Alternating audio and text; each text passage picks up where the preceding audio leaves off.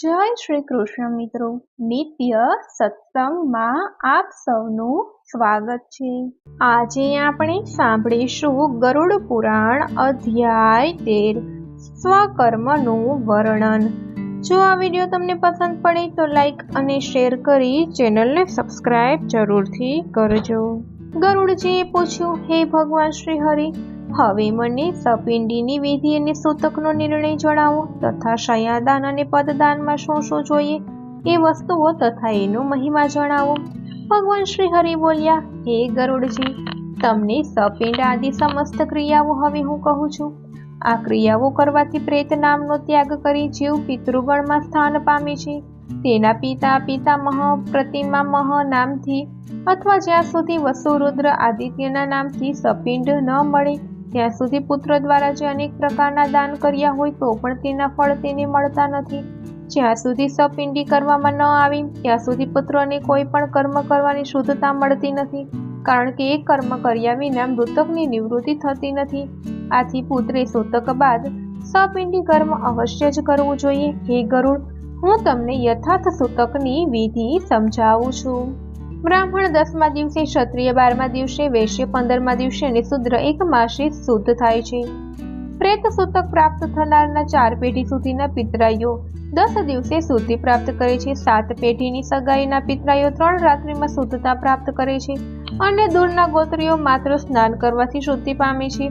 આમ દશા શૌચ 4 પેઢી સુધી 10 રાત્રિનું ગણવું, 5મી પેઢીએ 6 રાત્રિનું અને 6ઠી પેઢીએ 4 રાત્રિનું ગણવું, 8મી પેઢી 1 રાત્રિનું સૂતક ગણવું, 9મી પેઢીના સગાઓએ 2 પ્રહર સુધીનું સૂતક ગણવું, 10મી પેઢીના સંબંધીઓએ મૃત્યુ તથા જન્મ અંગેના સૂતકમાં માત્ર સ્નાન કરવાથી શુદ્ધિ મળી શકે છે।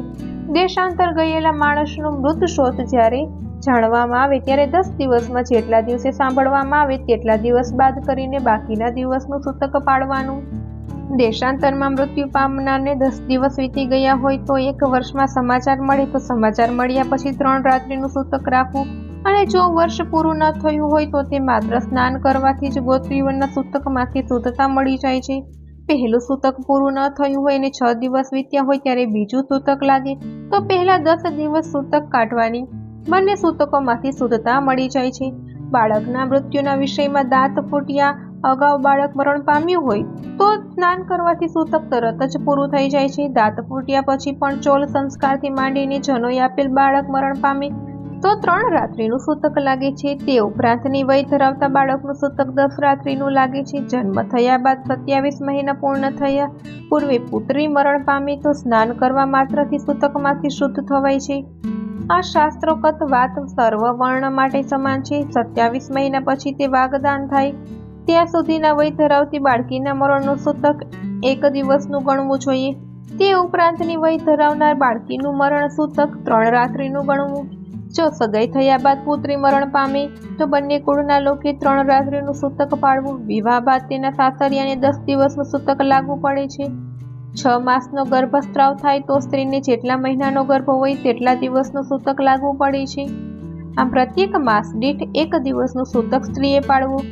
6 માસનો ગર્ભસ્રાવ થયો હોય તો જેનો વર્ષો માટે જે અવશ્ય નિયમો પાળવાના ધર્મચારીઓએ કહ્યા છે તે પ્રમાણે પાળવા, પણ સર્વ પિતરાઈઓને ગર્ભપાતનું અવશોચ લાગતું નથી। 4 વર્ણ જન્મ શૌચ કે મૃતક શૌચ પ્રાપ્તિ થયા બાદ 10 દિવસે સૂતકની શુદ્ધિ જાણવી। આ શાસ્ત્રથી કળિયુગ માટે કહેવામાં આવ્યો છે। મરણનું સૂતક પ્રાપ્ત થાય ત્યારે દેવપૂજ, જમીન ઉદ્યોગ, અભિવંદના, પલંગ, ખાટલા, અન્યનો સ્પર્શ વગેરે ત્યાગવા જરૂરી છે।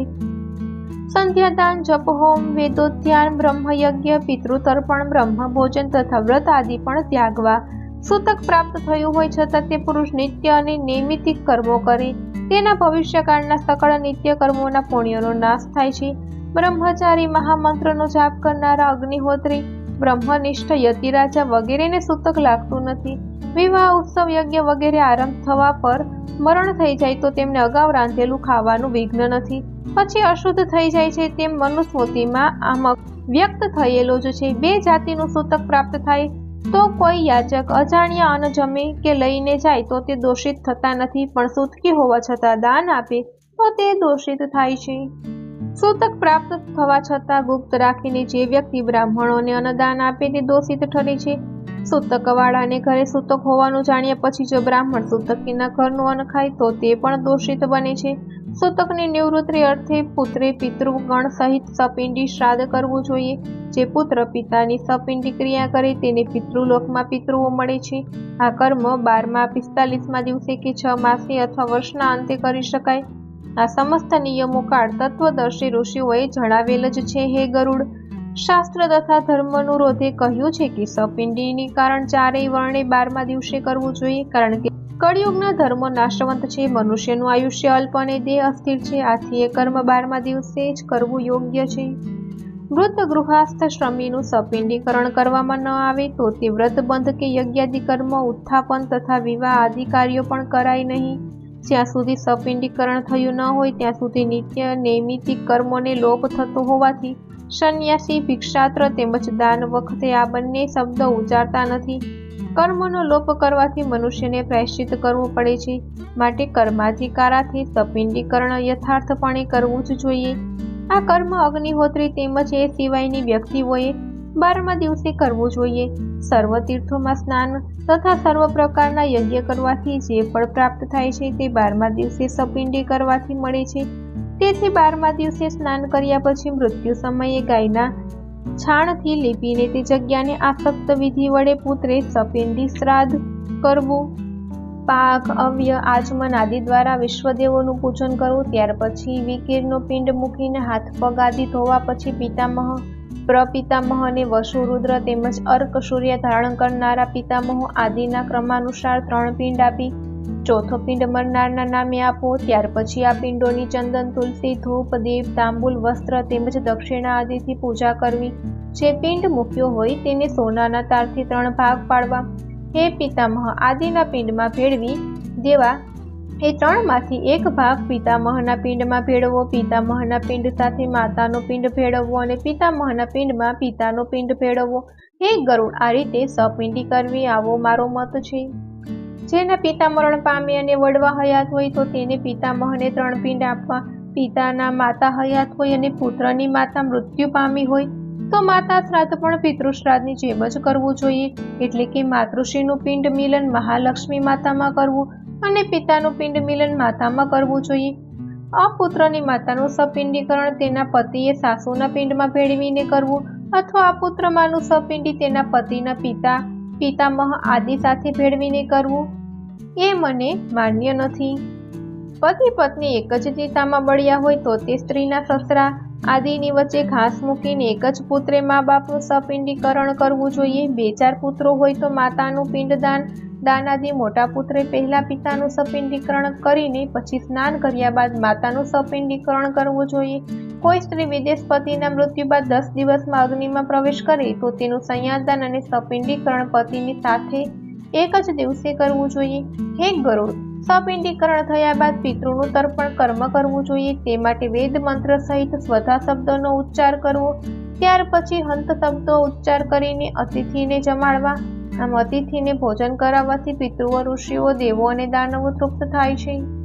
1 કોળિયાનું અન્નદાન ભિક્ષા કહેવાય છે. 4 કોળિયાનું અન્નદાન પુષ્કળ કહેવાય છે. 4 પુષ્કળનું અન્નદાન હંતકાર કહેવાય છે. સપિંડી શ્રાદ્ધમાં બ્રાહ્મણના પગની ચંદન અને અક્ષતથી ચરણ પૂજા કરવી અને તેમની તમારા પર કાયમ કૃપા રહે તે માટે દાન આપવું. એ બ્રાહ્મણોને 1 વર્ષ સુધી નિર્વાહ થાય તેટલું અન્નદાન, સોનું, રૂપું, ઉત્તમ ગાય, ઘોડા, રથ, હાથી અને ભૂમિ આદિ સર્વ પ્રકારના ઉત્તમ દાન યથાશક્તિ બ્રાહ્મણને આપવા જોઈએ. ત્યાર પછી સમસ્ત ગ્રહો, દેવો અને ગણપતિનું પુષ્પાહન, વાચન, વેદમંત્રો સાથે કંકુ ચોખાને નૈવેદ્યાદિ ઉપચારોથી કરવું. ત્યાર પછી ગોરે યજમાનને અભિષેક કરીને તેના હાથે રક્ષાસૂત્ર બાંધી મંત્રેલા અક્ષત આપવા. ત્યાર પછી અતિ ઉત્તમ રસોઈથી 4 બ્રાહ્મણને ભોજન કરાવીને દક્ષિણાન અને જળથી પરિપૂર્ણ 12 કુંભ આપવા. બ્રાહ્મણોનું ભોજન થયા બાદ બ્રાહ્મણાદિ 4 વર્ણ, બ્રાહ્મણ, જળ, ક્ષત્રિય, આયુધ, વૈશ્ય, ચાલુક તેમજ શૂદ્ર દંડને કર્માનુસાર સ્પર્શ કરવા. આ પ્રમાણે સમસ્ત કર્મ કરનારો માણસ શુદ્ધ બને છે. આ પ્રમાણે સપિંડી કર્યા બાદ પહેરેલા વસ્ત્રનો ત્યાગ કરવો અને સફેદ વસ્ત્રો પહેરીને સંયાદાન કરવું. સંયાદાન આપવાથી ઇન્દ્ર વગેરે દેવો દાન આપનારની પ્રશંસા કરે છે. આથી સ્વહસ્તે કે મૃત્યુ પાછળ પુત્રાદિ કે સંયાદાન અવશ્ય કરવું જરૂરી છે. એ શૈયા માટે મજબૂત લાકડાનો પલંગ કરાવો, તેના પર સુથાર પાસે એક ચિત્રો કરાવવા, તે પલંગને સૂતરની પાટી ભરાવી તથા સુવર્ણ પત્રોથી વઢાવીને તેને સુશોભિત કરવો. હંસ જેવું શ્વેત અને સ્વચ્છ ગાદલું પાથરીને એ શૈયાની સુગંધિત પુષ્પો તેમજ ગંધ અક્ષતથી સુગંધિત કરવો જોઈએ. એ શૈયા મોટી અને સુખદ હોવી જોઈએ. આ પ્રમાણે શૈયા તૈયાર કરીને પાથરવી.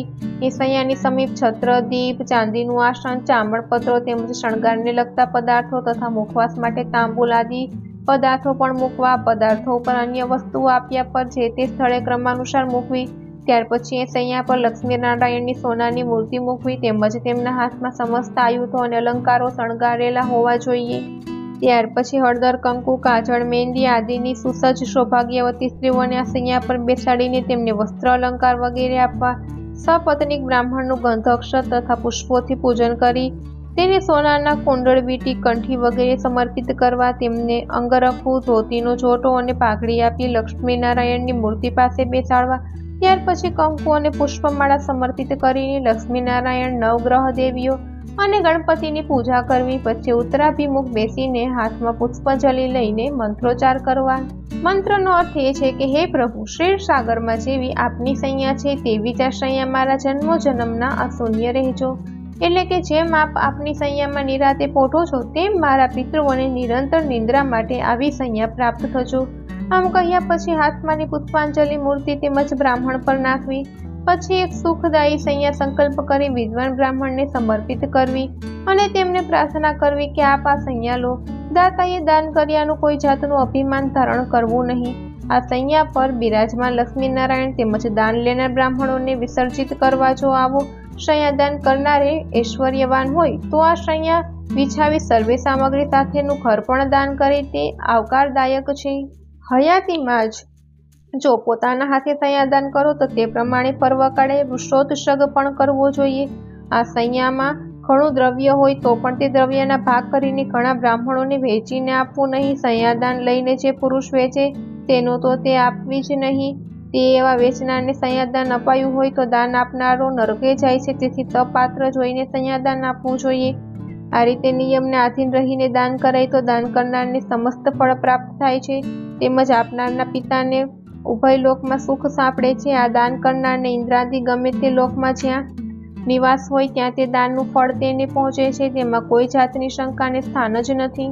શૈયા દાનના પ્રભાવથી મરનારો ઉત્તમ વિમાનમાં આયુધ થાય છે અને અપ્સરાઓના સમૂહમાં રહે છે. આ રીતે શૈયા દાન કરવાથી તે દાનનું ફળ ભોગવનારો સર્વ ભયમાંથી છૂટીને પ્રલયકાળ સુધી સ્વર્ગલોકમાં સુખ ભોગવે છે. સઘળા પર્વોને દિવસે સમસ્ત તીર્થોમાં સ્નાન કરવાથી જે ફળની પ્રાપ્તિ થાય છે તે કરતાં પણ વધુ ફળ શૈયાદાનથી મળતું હોય છે. આ પ્રમાણે પુત્રે શૈયાદાન કર્યા બાદ પડદાન કરવું જોઈએ. હે ગરુડ, હવે પડદાનની વિધિ સાંભળો. પડદાન 6 જાતના છે: છત્રી, ચોળા, વસ્ત્ર, વીંટી, કમંડળ અને આસન. આ પડદાનમાં દંડ અને તામ્રપત્રો હોવું જરૂરી છે તેમજ પ્રત્યેક પર એક પાત્રમાં સીતા અને યજ્ઞોપવીત સહિત હોવું જોઈએ. આ રીતના પડદાનથી સમસ્ત ફળની પ્રાપ્તિ થઈ શકે છે. આ રીતે એકંદરે 13 પડદાન 12માના દિવસે પોતાની શક્તિ અનુસાર 13 બ્રાહ્મણને આપવા. આ રીતે પડદાન આપવામાં આવે તો ઉત્તમ ગતિ મળે છે. યમ માર્ગે જનારને આ પડદાનથી અત્યંત સુખ પ્રાપ્ત થાય છે. યમ માર્ગે અતિ તડકો હોય છે, તે તડકાથી બચવા છત્રીનું દાન કરવામાં આવે છે. આમ છત્રીથી મરનારને પણ છત્રીનો છાંયડો પ્રાપ્ત થાય છે. યમ માર્ગમાં ભયંકર કાંટાઓ હોય છે. કાંટાથી બચવા માટે પગરખા દાનનું ફળ તેને મળે છે. વળી પ્રાણીને બેસવા માટે ઘોડો પણ મળે છે. આથી મરનારનું સુખપૂર્વક યમ માર્ગે આગળ વધી શકે છે. હે ગરુડ, યમ માર્ગે આગળ વધતા વધતા અતિશય ટાઢ અને ગરમી હોય છે. આ ટાઢ અને ગરમીના નિવારણ અર્થે વસ્ત્રદાન પણ કરવું જોઈએ. વળી યમદૂતો ભયંકર અને અતિ ઉગ્ર હોય છે. તેમનાથી કોઈ ભય કે શિક્ષા ન થાય તે માટે તેમનાથી બચવા માટે વીંટીનું દાન આપવું જોઈએ. વીંટીના દાનથી મરનારને અતિ સુખ પ્રાપ્ત થાય છે. યમ માર્ગમાં અતિશય ઉષ્ણ હોવાથી અને જળ વિહીન હોવાથી ત્યાં પવન પણ સ્પર્શતો નથી. આ સ્થળે પ્રાણી પહોંચે ત્યારે તરસ બહુ લાગે છે. તે તરસના નિવારણ અર્થે કમંડળનું દાન. તે કમંડળથી તે જીવને જળપાનનું સુખ પ્રાપ્ત થાય છે. મરનારને જળ પહોંચશે એવું માનીને ત્રાંબાનું પાત્ર જળથી ભરેલું પાત્ર દાનમાં આપવું. આથી દાન આપનારને હજારો પરબો માંડ્યાનું પુણ્ય પ્રાપ્ત થાય છે. બ્રાહ્મણને સારા સારા પદાર્થોનું ભોજન કરાવવામાં આવે અને બેસવા માટે ઉત્તમ પ્રકારનું શ્રેષ્ઠ આસન અપાય તો સ્મશાન માર્ગે જ્યાં ઉત્તમ સુખની તેને પ્રાપ્તિ થાય છે। આ પ્રમાણે સપિંડીના દિવસે દાન આપીને બ્રાહ્મણ કે ચાંડાળ જે કોઈ મનુષ્ય આવે તે સર્વેને અન્નદાન આપવું। સપિંડીકરણ કર્યા પછી પર્વ સુખી દરેક મહિનાની મૃત્યુતિથિએ પિંડ અને જળકુંભ આપવો। જે કર્મ એકવાર કર્યું હોય તે ફરીથી કરવું નહીં, પણ પ્રેતની અખંડ તૃપ્તિ અર્થે તેને ફરીથી કરવું જોઈએ। હે ગરુડ, હવે હું તમને માસિક, આબ્દિક તેમજ પાક્ષિક શ્રાદ્ધના વિશે પુણ્ય ફળ જણાવું છું। જો પૂનમે મરણ થયું હોય તો તેના પાક્ષિક શ્રાદ્ધની તિથિ ચોથ ગણવી અને ચોથને દિવસે મરણ પામનારની પાક્ષિક તિથિ નોમ ગણવી જોઈએ। નોમના દિવસે મરનારની પાક્ષિક તિથિ 14 ગણવી। આ રીતે પાક્ષિક શ્રાદ્ધ ગણવા જે સમયે એક યક્ષ્ય માસ અર્થાત 2 સસ્કાતીવાળા મહિનો આવે ત્યારે બંને મહિનાનું ગત શ્રાદ્ધ મલ માસમાં કરવું। જો એક માસમાં 2 માસ આવતા હોય તો તે 2 માસનું કર્મ એક જ માસમાં કરવું જોઈએ। તેમાં પ્રથમ તિથિના અર્ધમાં પહેલા માસનું અને બીજી તિથિના અર્ધમાં બીજા માસનું કર્મ કરવું। આમ 2 મહિના એકઠા આવે તો વિદ્વાન તે પ્રમાણે વિચારપૂર્વક કરવું જોઈએ। હે ગરુડ, અધિક માસ હોય તો પણ સપિંડીકરણ માસિક તેમજ પ્રથમ વાર્ષિક શ્રાદ્ધ તે માસમાં કરવા। મૃત્યુ પામ્યા પછીના વર્ષ સુધીમાં જો અધિક માસ આવે તો મરનારના હિત માટે 1 વર્ષમાં જે કર્મ કરવાના હોય તે શુદ્ધ માસમાં જ કરવાના। મલ માસ બીજો મહિનો આવે તો મલ પાસની મરણતિથિ નિષ્ફળ ન થવા દેતા માત્ર બ્રહ્મ ભોજન કરાવી પવિત્ર મહિનામાં સપિંડિક શ્રાદ્ધ કર્મ કરવું। આ રીતે કહ્યા પ્રમાણેના શ્રાદ્ધ કરીને વર્ષ પૂરું થાય ત્યારે વાર્ષિક શ્રાદ્ધ કરવું જોઈએ। આ શ્રાદ્ધમાં મોટે ભાગે બ્રહ્મ ભોજન કરાવવું જોઈએ। વાર્ષિક શ્રાદ્ધ કરાવ્યા પછી જે શ્રાદ્ધની જરૂરિયાત હોય તે પિંડ સહિત કરવું। જો કોઈ એક પિંડક શ્રાદ્ધ કરે તો પિતૃઓને ઘાતક થાય। વાર્ષિક શ્રાદ્ધ થયું ના હોય ત્યાં સુધી તીર્થ શ્રાદ્ધ, ગયા શ્રાદ્ધ કરવાની ઈચ્છા કે પર્વ નિમિત્ત શ્રાદ્ધ, ગ્રહણ શ્રાદ્ધ કે યુગાદિ શ્રાદ્ધ પણ કરવા નહીં। જો પુત્રને ગયા શ્રાદ્ધની ઈચ્છા હોય તો તેણે વર્ષી પછી પિતૃભક્તિપૂર્વક તેને કરવું જોઈએ। ગયા શ્રાદ્ધથી સર્વ પિતૃઓ ગદાધર ભગવાન શ્રી હરિની કૃપાથી ભવરૂપી મહાસાગરમાંથી મુક્તિ પામી પરમ ગતિને પામે છે। તુલસીની મંજરીથી વિષ્ણુના ચરણનું પૂજન કરવું અને ત્યાં ક્રમાનુસાર પિંડ આપવા। ગયા તીર્થમાં પણ જો શમીના પાંદડા જેટલો પિંડ મૂકવામાં આવે તો તેનાથી 7 ગોત્રો અને 7100 કુળનો ઉદ્ધાર થઈ શકે છે। ગયા જઈને શ્રાદ્ધ કરનારનો જન્મ પિતૃઓને સંતોષ પ્રદાન કરનારો અને સફળ થયો ગણાય છે। કલાપ નામના ઉપવનમાં નિવાસ કરનાર મનુના પુત્ર રાજા ઈક્ષ્વાકુને દેવોએ કહ્યું છે કે જે પુરુષ ગયાજી જઈને પોતાના પિતૃઓને પિંડદાન આપશે તે પોતપોતાના કુળમાં સન્માનને પાત્ર થશે। હે ગરુડ, જે પુત્ર પોતાના પિતૃઓને હિતાર્થે તેમની પરલોકની પ્રાપ્તિ માટે ઉત્તમ ક્રિયાઓ કરે છે તે અતિ સુખી બનીને કૌશિક બ્રાહ્મણના પુત્રની જેમ મુક્ત થઈ શકે છે।